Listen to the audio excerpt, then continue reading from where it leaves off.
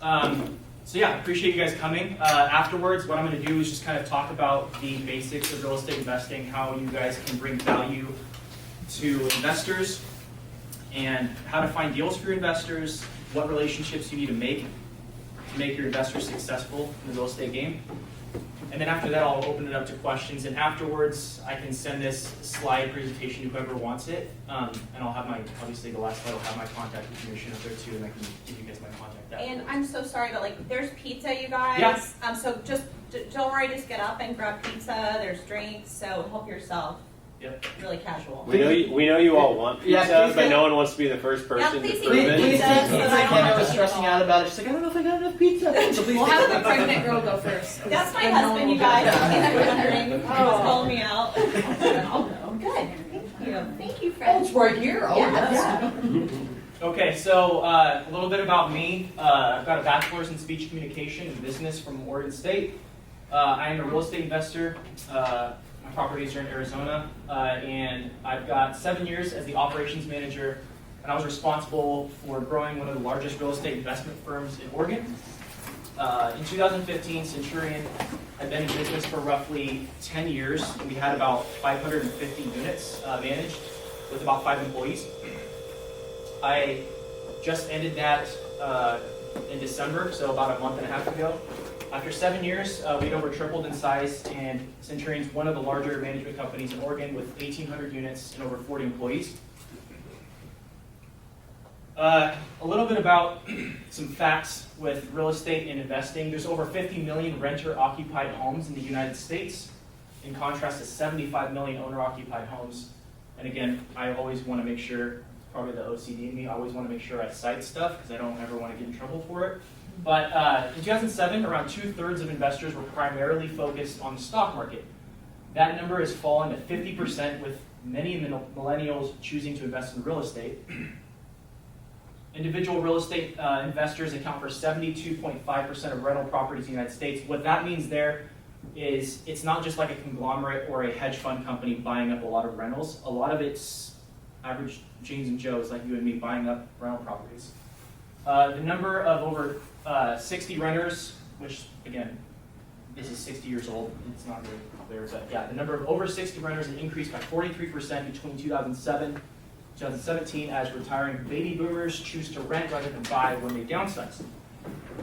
And the sales of vacation homes have skyrocketed during the pandemic. No surprise there, with sales outpacing the growth of existing homes by nearly 300%. So that's just kind of hopefully setting the stage for all of you to realize there's an untapped market. Well, I wouldn't say untapped, but an underutilized market when it comes to agents and leaving money on the table. Inflation.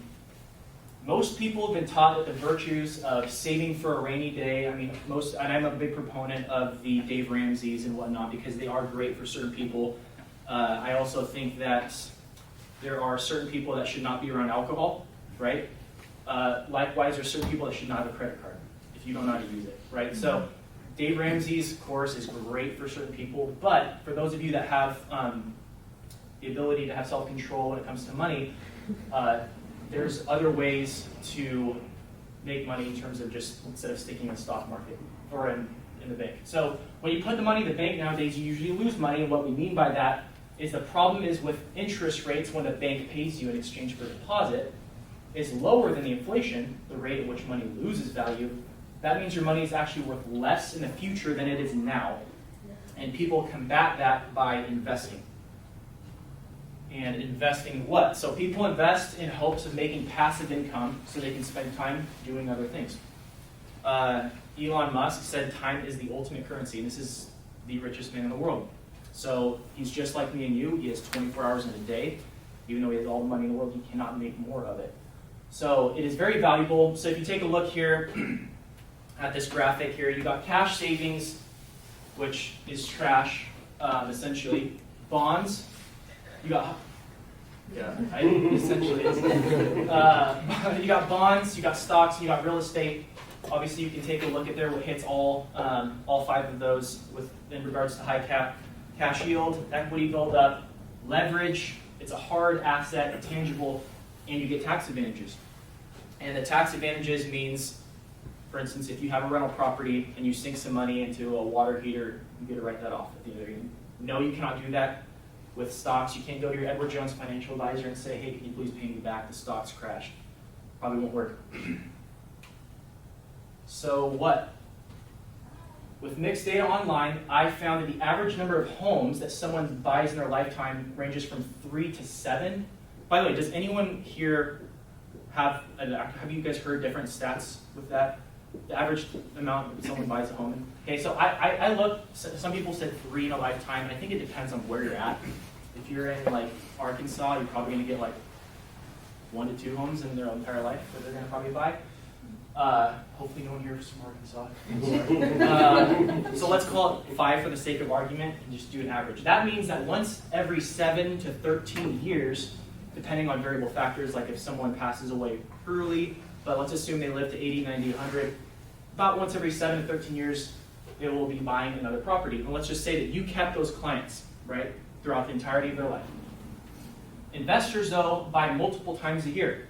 Investing is a close-knit community. Investors know other investors. And a little bonus there, when selling a client's investment property, do not discount the tenants. So what I mean by that is, if you're selling a fourplex and you've got a bunch of tenants in there, I would market them.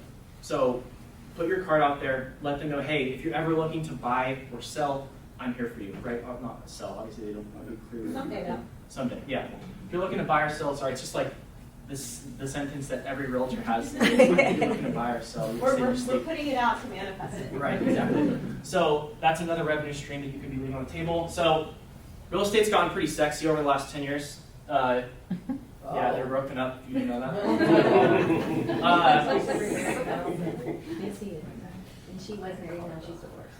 Oh, is that right? Again? And he's Yeah. remarried. Yeah, he's remarried She's still, divorced. and she's I don't know. remarried and divorced already. They are like, With another kid. they Little are TMZ. busy.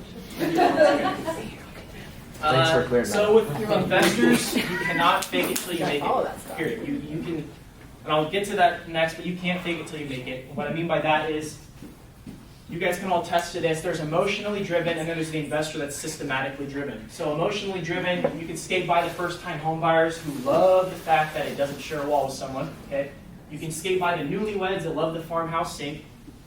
You can skate by the family that wants their dream home with 2 acres that they'll never keep up. Okay, but you cannot skate by the investor. Remember, most investors are not emotionally tied to the property. Rather, they see it as a vessel to get them to where they want to go financially. So that's why I want to make sure that you guys, and Chad can even talk more about this, there's a lot of agents out there who are not qualified to be talking about investing. And so me being in real estate and working for Centurion for so many years, we had a lot of people that would bring on their property and say, yeah, I just bought this 8-unit complex, okay? And the agent told me that these would all rent for $2,500 each. And we're like, wish you would have came and talked to us before, because that's not the case. Now we are stuck, when I say we, the management company is stuck with that promise, trying to fulfill something that won't be done. So just make sure that you guys are reading up and learning, and hopefully this class gives you a good base level of how to provide that value.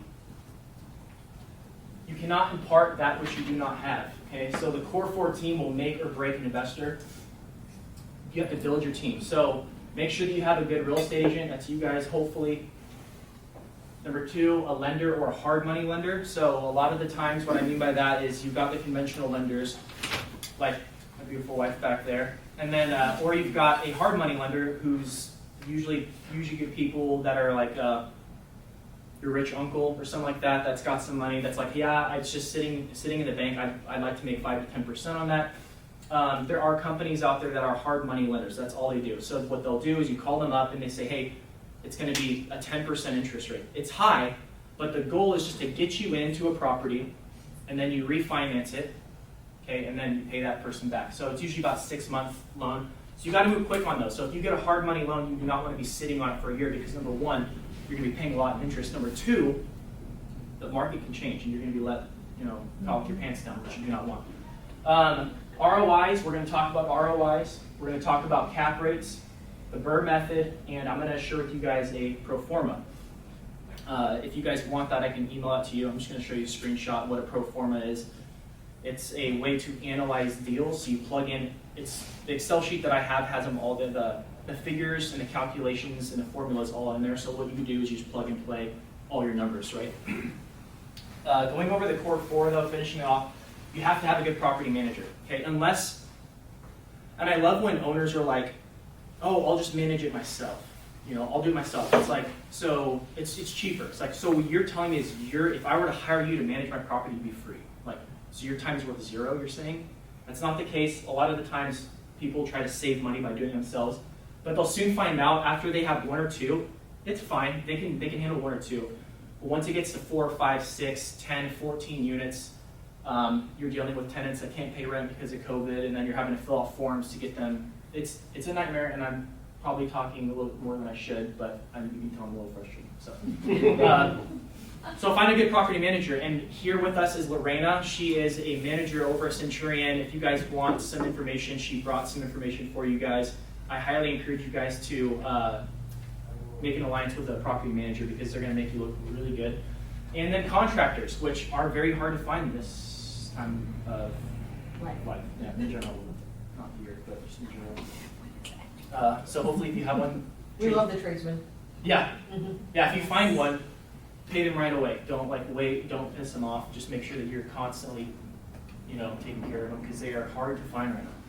Goals, what is your goal? Allows you to change your mindset in terms of what investments you find for your clients. You always want to ask them that. You guys are obviously doing that already with your residential clients. What are your goals? Are you wanting, a 4-bedroom house? Are you wanting, acreage, property? What is it? So do the same thing with your investors, okay? Is it to cash flow, regardless if it's a trailer park? Or are you looking for a property you can be proud of and park your money knowing that you won't be cash flowing as much as other properties? So for instance, if you've got property in the south, which generally, demographically speaking, is a cheaper place to buy, right? The cap rate or the rate of return is going to be higher. But if you want to offload that property or you want it to appreciate, probably won't be seeing too much appreciation. So you have to find whatever the goal is for the specific investor. So this is something that, and Lorena, you can let me know if I'm wrong, but Mendel's told me before his first deal that he ever did, who was my mentor, he said he lost money on his first deal. But luckily, he bought in a time where the last 10 years, everything's been appreciating, right? So this only cash flows $150 after expenses. Like what? That sucks. What am I doing? But losing $150 a month is okay if you're in a market like the last 7 to 10 years where each year, for the most part, things have appreciated and values go up, but don't expect that every year. The goal is to cash flow, period. I'm going to skip down to number 3 real quick and I'll go back up top. But what I mean by that is if I were to offer you guys each a house right now and said, here's a single family house or a duplex, the tenants are going to pay your guys' mortgage, they're going to pay for your guys' taxes. You have to fix stuff if it breaks though. And for that, you owe me $150 a month. Would you take it? Obviously you would, because I spend $150 on way worse stuff a month. Okay? For the investor that is not strapped for cash and is looking to have a place to park their cash and reap the benefits of appreciation and tax advantages, $150 is great. I've heard of some places in the U.S. where people are losing almost $300 a month. But again, these are owners that are looking to, I guess, it's more like a pride thing. They're like, yeah, I own this really huge, apartment complex. It's brand new. Rents aren't super high, but it's just a pride thing. And guess what? It's going to appreciate over time, especially in hot markets. So yeah, hopefully that makes sense to you guys. ROI, we're going to jump to ROI. Everyone that you talk to is going to have a differing opinion on what your return on investment is. So some people will say it's just, do the math. It's the rental income minus their rental expenses. Divide that by the price and times that by 100%, and there's your ROI, which is true, but that's not the whole picture. In my opinion, there are other factors to consider as true ROI. Okay, you've got the appreciation, you've got the cash flow, hopefully, you've got the tax benefits, you've got the debt pay down. That, to me, the whole picture is return on investment, not just what am I making every month. And again, I'm going a little bit fast, but I want to leave enough time for you guys to ask questions. I can send this out to anybody too. Send it to Yeah. you and then you can. Yeah, Yeah. I'll get you guys, I'll connect with Yes. Elevate. Absolutely. Sorry, this is the, if you want to get up and get pizza for this is the nerdy part. So cap rate is something that you guys have to learn in terms of like the nerd language when investors are like, what's the cap rate? And you're like, it's good. You can't say that. Cap rate is essentially you take the entire gross income for the year, subtract expenses, so not just, you know, well, I put in a couple grand. No, it's all the expenses, the property management, maintenance, taxes, insurance, okay, which leaves you with the net income. Divide that by the purchase price, and it looks like here this example's like somewhere like make-believe land, but generally if the capitalization rate is lower than your interest rate, that means there's negative cash flow. So hopefully when you guys crunch the numbers and you see that, that's a general rule of thumb. Rule of thumb number 2, the higher the cap rate, the less desirable areas in the US it is. For instance, a 15 cap in Arkansas may be great returns, but to sell the property and offload it may be harder to sell than a 5 cap in Scottsdale, right? And hopefully that makes sense to you guys. So a 5 cap in Scottsdale, you're probably like, well, it's only a 5 cap, I'm not making much. But yeah, but if you've ever gotten a bind, which the goal of real estate for me and my wife and my family is to, if something ever were to happen, if something does happen, and it will happen, it happens to everyone, you don't want to get caught with your pants down, unexpected things are going to happen. So when things happen in life, I never want to put my family in a situation where we have to sell our primary home and displace my family, ever. So my goal is to have other assets to offload if I need to. And in the meantime, hopefully I'm cash flowing a couple $100 a month. It's great. But yeah, so again, that's whatever your goal is. That's my goal. Now some people are like, no, like I've got plenty of money in the bank. I just want to make a grip every single month. I'm not planning on selling for a long, long time. I don't ever want to sell. I'm going to leave it to my kids. Then a 15 cap in Arkansas is great because you're in it for the capital. But if you're kind of in that in-between stage, hopefully you see the differences. You can find places within the U.S. and even in Salem, as you know, that there's certain areas of Salem, you know, where you're going to find pockets where, you know, buying in South Salem or certain areas is not going to be as advantageous as somewhere else. Okay. Now, in this market, what are you suggesting to your investors as a good cap rate? 7 cap is a good cap rate. Okay. So 7 and above. So I'm going to get into a website to show you where you can set parameters. It's called LoopNet. I don't know if many of you have heard about it, but LoopNet is an awesome tool. Mainly it's for like larger investments and like larger plexes. But you can find everything from. But don't you have to subscribe to? No, you just have to create an account. At least I don't. Okay. And then I set my parameters to 8 cap or 10 cap and above, and I'll blow it up to the entire United States, and I'll look at where in the United States it is, and I'll see like, okay, well I don't want to go there. I flew to Alabama at one point and was going to buy some property on there, and then I was like thinking about it, didn't do it. A tornado hit, and I'm like, I'm so glad I didn't. So there's certain parts of the United States that you can look for, and I'm talking for you guys personally, if you're wanting to get investing, that's what I've done. But for your investors, the goal, you guys are licensed in Oregon, is to, you know, learn about Oregon specifically. But yeah, 7 cap is what I would look for here in Oregon. And I'm going to piggyback off that. That's okay. But you know, on that, obviously, it comes down to what your client's goal is. So if you're buying for yourself, and it's whatever cap you're looking at, and what your goals are. But you're going to have clients on the investment side that their goal is to have the best cap rate they can possibly have, because that's what they're looking for. And then you're going to have others that are just parking money and want to be able to move that thing in 2 years, right? And so yes, a 7 cap is ideal, but in real estate, our primary objective initially is what is the goal of the client, and make sure that we're hearing that before we just determine kind of what's best for them. But yeah, I mean, a 7 cap as someone that looks at properties, yeah, please, I'll take that. So.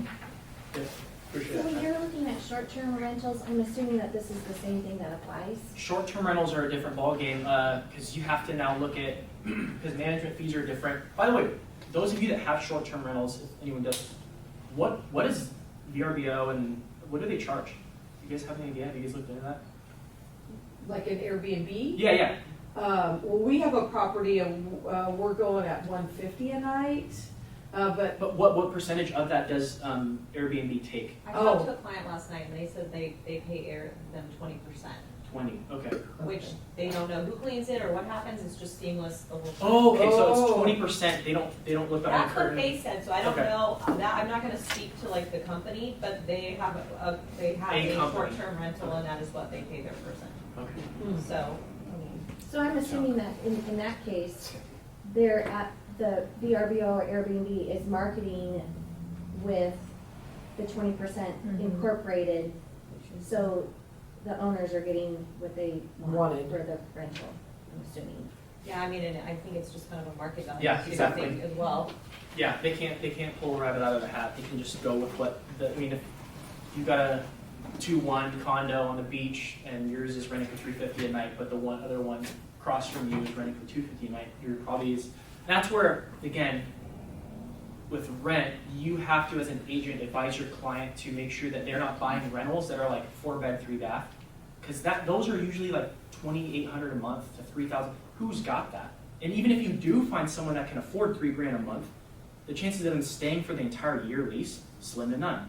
A lot of the times they move into that rental, right? Because like, oh, I have 3 or 4 kids. They move in, and it's normally, well, I'm building a house, and so I don't want to like short term. I just find a place to have my, family, have a place to stay. So there is a sweet spot for rentals, and I personally think it's anywhere from a complex to if you're going to buy single family homes, at least 2 bathrooms, whatever it is. So a 2-2, 3-2, anywhere from 1,200 square feet to 1,800, 2,000 square feet is the good range. When you start getting to 25, 26, 3,000 square feet, you're getting into high rents. Just naturally, you're going to want to get high rents. And so, yeah, that's just a little freebie there for you. Any other questions? Something I was just going to say that I feel like you guys could provide a lot of value to your clients when you guys are advising investors on how to invest, that we're learning is not every realtor knows, which places allow for short-term rentals and which don't.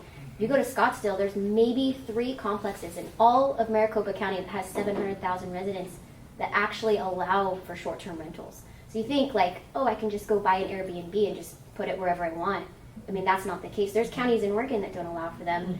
And there's very few realtors that know those things and can say to an investor, oh, you don't want to buy a short-term rental here. Here's why. We live in Salem, the capital of Oregon. There's state employees. A long-term rental is probably your best bet. So knowing those things kind of makes you, obviously, a smarter advisor. I think you're so right, it's important to know that, but also sometimes we can't know that. Right, Until we like get, what's the expectation? until title gets us our, Specific. and that's when, And we'll be it's touching changing on- constantly too. So Yeah. town by town, county by county, they're getting pushback from hotels and different industries. They don't like it because they're losing out a ton of business. So For- maybe Kelly can answer Yeah. this. I was just going to ask, who do you contact to find out what the zoning or the rules are? You guys. No, we wouldn't have that. But you can call me anytime. I will call whoever it is that I need to call. But I mean, is that a county decision? Is that like a city? Is that County, a County, Like- city, it's everyone. It's also an it's a HOA. squeaky any government wheel agency district. that Yeah. wants to So- put their hand so, in the pocket. Jesse, are you seeing sometimes that you don't get into the nitty gritty and know until you get a prelim? Yeah, and even when they get the prelim, Wade, you Well, can speak up to this. Yeah, it happened to an agent on my team. He bought a house in Dayton, and he was close to wine country and stuff. He was going to use it as an Airbnb. Got through his inspection period, and mind you, he's a high producing agent. He didn't find out until they got to the preliminary, and he was already through his inspection period. And I know. We tried to During rent. that period. well, he got through it, and then he found out No, after. when he gets Oh, his the prelim, he can, Well- he can terminate. Probably has No, prelims. I don't think so because I know when we tried to rent an Airbnb at the coast, this lady was like, "You guys can't be outside after 9 o'clock because if I get one more complaint, the city is going to revoke my privilege of having an Airbnb in this neighborhood." And so I guess that's where my question is like, who's setting the rules of allowing Airbnbs? Is it in the HOAs? I mean, there's going to have to be a ton of amendments. Some HOAs do not allow it. Yeah. Right. So it's layered. So where that information is layered. So initially, there's going to be a county, or in most of the places that we're looking at, a city ordinance. So in Salem, they're very specific about what type of properties can be used as short-term rentals. they generally have to be, even if it's a single family house, it has to be sitting and zoned as residential multifamily, whatever that kind of location is. They make some exceptions, but it's going to be layered. So a lot of times it starts at the city, or if it's unincorporated, the county. But then from there, it does go CC&Rs, HOAs, right? And so, I mean, you guys in real estate, and Cameo gets tired because whenever we teach like different classes with people that are getting licensed and stuff, I always say your favorite word is defer, okay? And so what that means is that if you have someone that comes to you that says, hey, I'm going to buy a short-term rental and I'm going to do it in Salem, I'm going to be like, okay, there's better places, but whatever.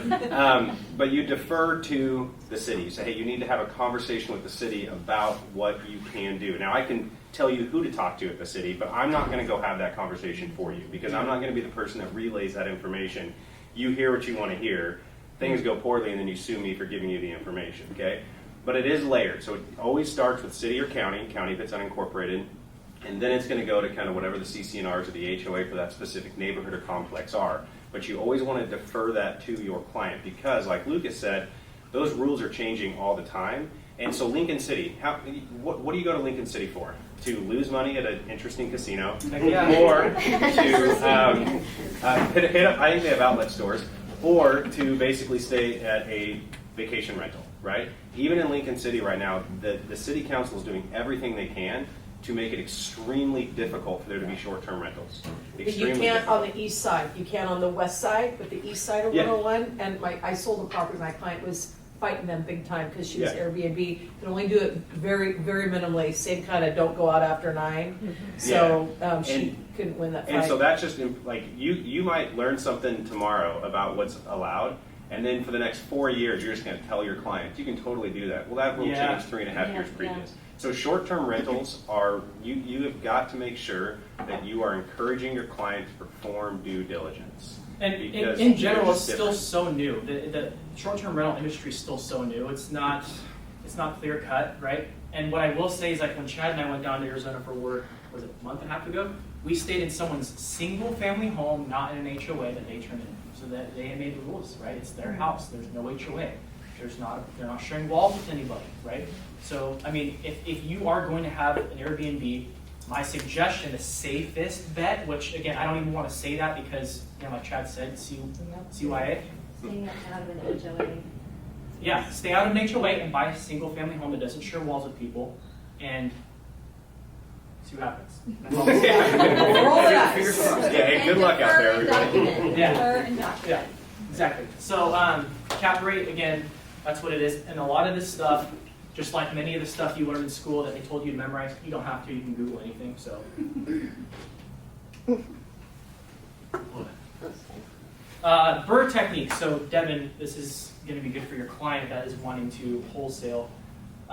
There's more money to be made in doing this than wholesaling, being the middleman, because it's a lot of work trying to find those wholesale deals. But BRRRR technique is buy, rehab, rent, refinance, repeat. So you buy the property that's dilapidated or needs work. Okay, so you buy it at a good deal, which who knows what a good deal is anymore, prices the way they are. You rehab the property. Hopefully you have a contractor that is your best friend that can get out there and do it. You rent out the property. As soon as you rent it out, you go to, Allie, my wife, or a lender, but Allie, my wife, and you refinance it. And then you repeat the process. So when you refinance, you pull the cash out. Okay? So, and then you take that process and you go either Lincoln City and blow it away, or you go... Pay back your hard money lender. Exactly, yes. Yeah, obviously after you pay back your hard money lender, like I mentioned earlier in the thing, you have to pay back your hard money lender. With this technique, you have to make sure that you do not take longer than like 6 months. So hard money loans are typically around 6 months. Sometimes they stretch it out, but you don't want to do it for that long because number one, the 6-month goal, the timeline, kind of puts a fire under your butt to basically say, hey, get this thing rehabbed. Because if you aren't feeling like getting out of your car to talk in person, since we're in COVID, but carry some letters with you and post it to those types of properties when you're out and about. So I have a stack of those letters when you're driving about, because I know that you guys have all seen it. You're driving down a road and you see a freaking tarp on their roof, or moss growing on their door handle. Like it's just, you can tell either no one lives there or it's just they don't care. And then you staple that. Yeah. Make a difference. We've got a buyer. Yeah, exactly. Post-on, because typically homes that need the LLC, those are ones where the owners may feel overwhelmed and over their heads with upkeep and maybe looking for a way out, and you may be that lifeline for them. And lastly, don't just check Zillow. You know, I know a lot of people crap on Craigslist, like, oh, Craigslist is just a waste of my time, but you're not the only one that says that. And so if you're thinking that, other agents are thinking that too, which means that if you're the only one or one of the few that are checking Craigslist for your clients, you never know. Because a lot of the times for myself, I'll go on Craigslist and type in the real estate side and type in owner carry, find if there's any owners that are like willing to carry the note. So I kind of like, shoot, I can just get in there, essentially no money down, get in there, refinance it. You know, basically it's a fast track value if you can find it. A lot of the times these properties are out in like Kings County or somewhere out in the middle of nowhere, and you're like, I'm okay. But to piggyback off your owner carry, it's always good to do it because you can find, if you're going to do the BRRRR strategy, these homes aren't going to qualify for a loan. They need some work, they need some love, and they can't just sell it any which way. So you can get into it for a whole lot less money on an owner carry, and if you have the capital to fix it up and get it going, you're going to be in a lot better position to get it so that it qualifies for a loan than you can. Genius, yeah, exactly, good point, because even if you have the money for the down payment, you might be tapped out and not have any money for the repairs. So if you can get an owner carry, you go zero money down, have them carry the note for at least a year, because a lot of the times these owner carriers are like, yeah, just pay me out in a year. I want to cash out, but I don't need the money right now. Take that money that you would have put down on the house, and then use that for fixing things up. FSBOs, yeah. Also, check out LoopNet, like I said, where you'll find larger multifamily investment opportunities. It's pretty cool. I like LoopNet. I live on there. You can look at everything from, I mean, if your investor's like, yeah, and again, not every one of us is a commercial agent, but you can say, like, hey, I want a referral fee, you know, like, so there's ways to make money, and the goal is to help your clients, because if you help them, even though you're not making your full commission, chances are that they're going to continue building an alliance with you, and one day you'll reap the rewards. But everything from boat marinas, found out you can buy a casino, which is kind of cool. You can buy car washes, churches, multifamily, I mean, everything. So what I do is I'll go in there and it says, what property type do you want? You want a skyrise? Do you want a duplex? Do you want smallplex? You can put in, just like Zillow, your parameters, and you can blow it up to the entire United States, and I put anything from like a 10 cap up. Because right now I'm young, I don't really care about, like, you know, making 4 caps and just kind of parking my money and just sitting back and be like, look at all of this land I own. I don't really care about that. I want incoming cash. So I look at areas of the United States. So once I do that, it deletes a lot of the properties in Weeds and Mount, and you're left with now looking at where in the United States, you know, you want to look at, and then you research those areas. But again, that's for you guys, because a lot of you guys are probably hopefully interested in this. Again, you can't impart out what you don't have. The reason why I'm able to provide this is because I'm genuinely passionate about it. I believe in it, and so I do it myself. So that's where the credibility could potentially lie with an investor, where you're like, hey, listen, we talk the same language. Like, I'm looking at getting invested, looking at getting into investing, where I am an investor. There's that connection. And like I said earlier, a lot of investors know other investors. So if you have one of those clients, they, what's the meeting that a lot of these agents go to on Thursday nights that I used to go to all the time? Northwest RIA. Northwest RIA. Yes, that's it. Northwest Real Estate Investors Association. So that you literally sit in a room and there's a bunch of investors. I encourage you guys to get plugged into that too, and hand out your guys' cards. The more that you guys tap into that community, I will say a lot of investors, once they get going, have licenses themselves. They end up being like, why am I paying this person to do that? I'm already doing 90% of the legwork, and that's their full-time job. They manage all their portfolio, they broker their own portfolio, everything. But there are some that, you know, Lorraine and I, we took over a couple clients from Northwest RIA. You know, they were managing a portfolio and kind of just got tired of it. Eventually, the whole goal of real estate is to enjoy life, essentially, and have passive income.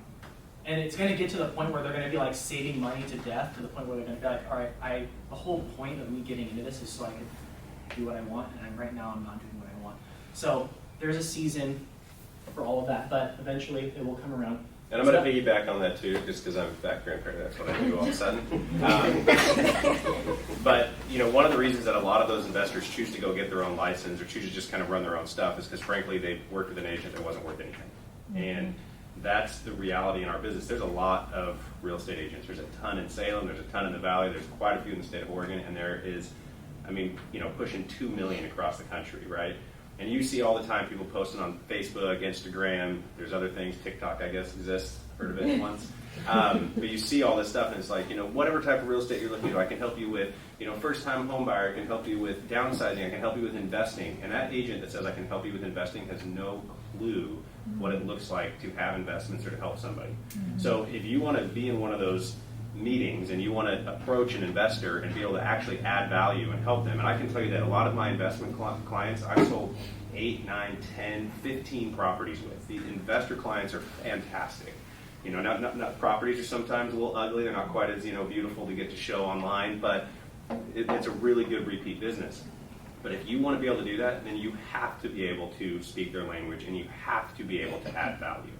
That is a massive importance, because they've dealt with 100 of us that don't know anything about investing, but have said, yeah, but I do professional photos and I'm going to really help you. And in the end, it's like, well, that's not what they're worried about. Like, they want someone that can actually provide value and make things simpler for them. And again, I'm a firm believer in the property manager being on your team, because a lot of the times I get investors that are like, do you think adding these granite counters are going to raise the rent by $200 a month? No. It's not. So don't. Like, what about this, upgraded carpet pad? I'm like, no, you're going to have to rip it up in like 6 years. So just whatever's easiest to rip up, that's what I would do. So, yeah. Oh, go ahead. No, I was just going to say, make sure that you guys are learning about what brings value to rent prices. I had a guy who was like, oh, I've got solar panels. Does that make a difference? I want $500 a month for the solar panels. No, like area, size, bed, bath, square footage, and amenities too, of course. It can't be like, shag carpet, but at the same time, you're not going to be able to overbuild or upgrade and expect to double your rent, because you put in an extra 40 grand. It's just, there's a rate of return, and you have to be that person that's going to be able to coach them on that confidently. And so that's why I believe that core four, the team that you have, is going to make you look a lot better, than you actually. Sorry. For those of us who are investing out of state or thinking about that for multifamily stuff, how would you go about finding a good property manager? Like, what makes up a good property manager, and how would you find one? Besides maybe calling brokers in that area, asking who they've dealt with, blah blah blah. The normal stuff. What? Well, first off, perception is reality. So Google reviews sometimes tell the whole picture or the truth, but look at reviews. A lot of the times, like, my goal is to grow the company, and I think when I started, we were at like 10 reviews, and we went up to like, I think right now we're at like 550 almost, right, in Salem. And if you look at the reviews, a lot of tenants are like 1 star, you suck, or whatever it is. And then the reply with HIPAA violations you can't give out, like, your mom smoked crack in here, you can't like disclose this. You can't call them out. Yeah, you can't call them out. But what you can say is like, I'm very sorry, but we treated you the same as every other tenant right across the board. I'm very sorry that had to happen. If you'd like to discuss further without giving too much detail, please let us know. That 1-star review actually like gets investors really excited, because they're like, okay, they're actually doing their job. Yeah. There's a company within the management sector called 4.5.com. And one day I was like, why are you guys called 4.5.com? And he goes, because the most you will ever get in this industry is 4.5 stars, period. I was like, oh, that's genius. So start by looking up, doing your own research, because every agent you call is going to be like, oh yeah, this is the best one. Well, of course, they're saying because they have some sort of financial value in that potentially. But you just have to trial and error. You're not locked in. So most read the contract and ask questions like, do you guys have a year contract, or can it be month to month, right? Those are all things that, like, because you can always leave and go to a different management company if you don't like it, right? Right. What do you guys